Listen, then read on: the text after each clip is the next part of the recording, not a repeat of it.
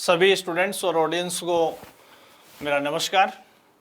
आज अपन फिर अपने इस यूट्यूब चैनल पे विधि द्वितीय वर्ष के लिए प्रशासनिक विधि को लेकर रूबरू हो रहे हैं। पिछली कक्षा में अपन ने डेलीगेटेड लेजिस्लेशन के क्रिटिसिज्म के बारे में चर्चाएं की थी और आज के इस वीडियो में अपन एक नया टॉपिक शुरू करेंगे जो एक तरह से विधि के लिए महत्वपूर्ण ही नहीं है बल्कि हर सब्जेक्ट में इसका फॉलो किया जाना बहुत ज़रूरी है, काफ़ी महत्वपूर्ण है। कई बड़े केसेस में इसको डिस्कस किया गया है। तो आज की इस कक्षा में अपन जिस चीज़ को लेकर चलेंगे वो देखिए आपके सामने है, बहुत ही महत्वपूर्ण चीज़ है। यह है नैसर्गिक न्याय के सिद्धांत या प्रिंसिपल्स ऑफ नेचुरल जस्टिस।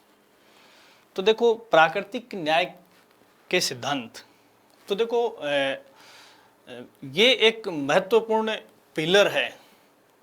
जब भी किसी मामले का जजमेंट या सेटलमेंट किया जाएगा उसमें नैसर्गिक न्याय के सिद्धांतों का पालन किया जाना बहुत ज़रूरी है। विधि ये अपेक्षा रखती है या यूं कह सकते हैं कि विधि की ये मान्यता मानी जाती है कि जिस केस के मैकेनिज्म या प्रोसेस में रूल नेचुरल लॉ के जो प्रिंसिपल्स हैं या प्रिंसिपल्स ऑफ नेचुरल जस्टिस को फॉलो नहीं किया जाता है, वहाँ विधि अपने मार्ग से भटक जाती है और न्याय का हासिल होना संभव नहीं माना जाता। तो देखिए यहाँ नैसर्गिक न्याय के सिद्धांत या ये देखिए पहली बात तो ये है कि प्रिंसिपल्स बहुवचन है। इसका मतलब निश्चित तौर पर दो या दो से अधिक बातें यहाँ अपने को पढ़ने को मिलेंगी। तो नैसर्गिक न्याय के सिद्धांत, ये देखो नैसर्गिक न्याय के सिद्धांत बहुवचन को बता रहा है। तो इस कड़ी में मोटे तौर पर अपन 4 बातों को डिस्कस करते हैं। देखिए कहीं आपको 2 बातें मिलेंगी, कहीं 3 मिलेंगी, कहीं 4 बातें मिलेंगी। ये अलग अलग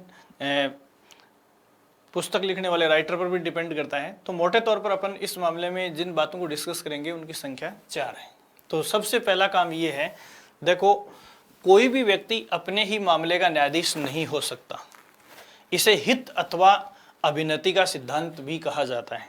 देखिए इसके पीछे जो फिलॉसफिकल या दार्शनिक जो ग्राउंड है वो ये माना जाता है कि मनुष्य स्वभाव से एक स्वार्थी प्राणी है और जब भी उसे मौका मिलता है तो वो निश्चित तौर पर परिस्थितियों को या बेनिफिट्स को अपनी ओर डाइवर्ट करने की कोशिश करेगा। और इसलिए जब भी हम न्याय की अपेक्षा या न्याय की बात करते हैं उस सिचुएशन में पहली जो हमें महत्वपूर्ण बात नज़र आती है वो ये है कि कोई भी व्यक्ति अपने मामले का न्यायाधीश नहीं हो सकता। इसे हित अथवा अभिनति का सिद्धांत इसलिए कहते हैं क्योंकि मनुष्य स्वभाव से स्वार्थी है और अपने हित में काम करने की अभिप्रेरणा हमेशा उसमें मौजूद होती है। और यदि ऐसा होता है कि कोई व्यक्ति अपने ही मामले को जज कर रहा है या अपने ही मामले पर जजमेंट दे रहा है तो निश्चित तौर पर वो अपने पक्ष में उस मामले की सुनवाई करेगा। इसलिए विधि के क्षेत्र में प्राकृतिक न्याय के सिद्धांतों के सिलसिले में या कड़ी में सबसे पहले ये अपेक्षा की गई है या पहला सिद्धांत या पहला प्रिंसिपल ये लेट डाउन किया गया है कि कोई भी व्यक्ति जो है वो अपने मामले का न्यायाधीश नहीं होगा। कहने का मतलब कोई भी व्यक्ति किसी भी मामले की सुनवाई उस स्थिति में नहीं करेगा जब उस मामले में उसका कोई हित या उसका कोई बेनिफिट निहित है।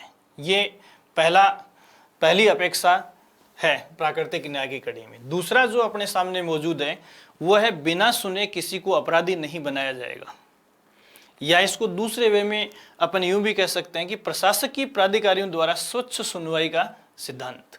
तो देखो इसको अपन प्रिंसिपल ऑफ लोकस स्टैंडाई, दूसरे पक्ष को भी सुनो।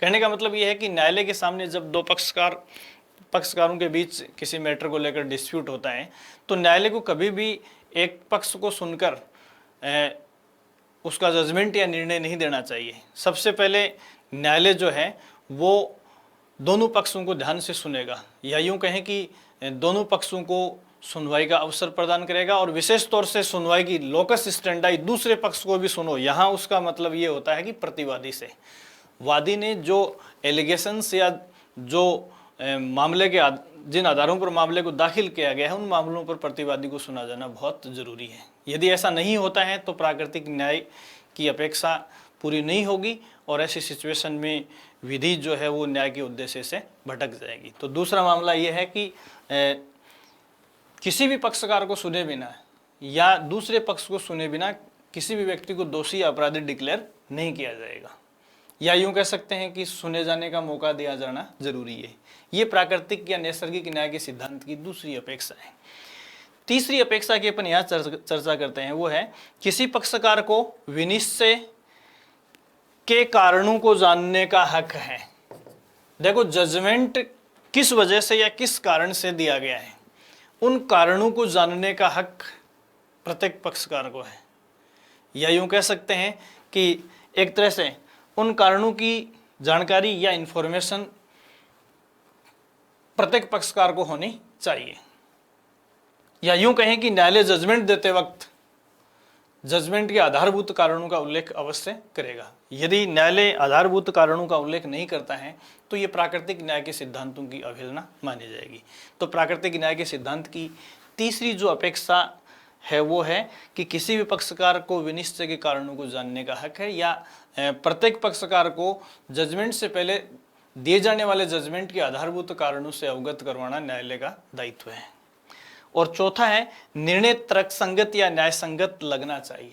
देखो, जब तक न्यायालय द्वारा दिया गया जजमेंट रैशनल प्रतीत नहीं होगा, तार्किक लगने का मतलब ये कि जो जजमेंट दिया जा रहा है और उसके जो कारण बताए जा रहे हैं उनके बीच एक तार्किक संबंध होना चाहिए, वो रिजनेबल लगना चाहिए कि न्याय हुआ है। तो कहने का मतलब ये कि न्यायालय द्वारा किसी मामले पर जजमेंट देना ही पर्याप्त नहीं है, उस जजमेंट में ऐसा आभास भी होना चाहिए कि वास्तव में न्याय हुआ है।